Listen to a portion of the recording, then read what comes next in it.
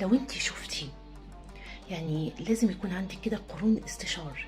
لو انت شفتي جوزك راجل محترم واصيل وبيخاف عليكي ومحتويكي وبيكرمك كويس قوي وبيعاملك معامله بما يرضي الله، ما تتردديش ولا ثانيه واحده. بس انا بقولك ما تتردديش ولا ثانيه واحده بانك تساعديه.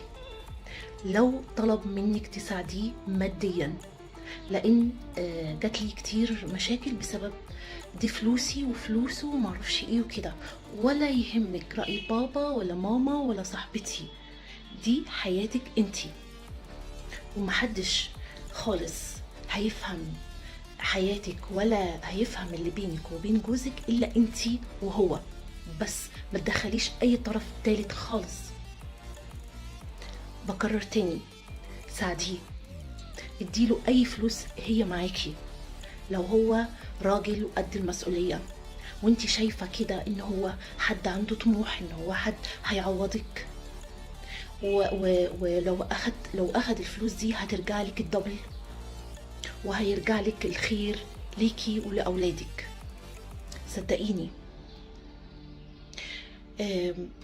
هتحسي بان انت عملتي عمل هيرفع درجاتك في الجنة. هتبني بيت على اساس قوي ومتين وجميل، وهو هيعزك وهيحترمك ومش هينسالك الجميل ده. الرجالة الراجل اللي بيتميز بالقوامة اللي ربنا اداها له، القوامة الصح، اللي تصرفات القوامة، اللي هو بيحميكي بيحتويكي بيخاف عليكي بيخاف على زعلك، معيشك عيشة كده ملكة، مش شرط بالفلوس، بالإحساس، بالكلمة الحلوة. تمام؟ ده ما تستخسريش فيه حاجة خالص، وهيحتويكي وهيعلي درجاتك في الجنة، وهتصنعي بيت أساس متين وأولاد واستقرار، وهتعيشي حياتك سعيدة. ما تتردديش لحظة ولا تاخدي رأي حد. ساعدي، وفي الآخر هتجني مساعدتك دي.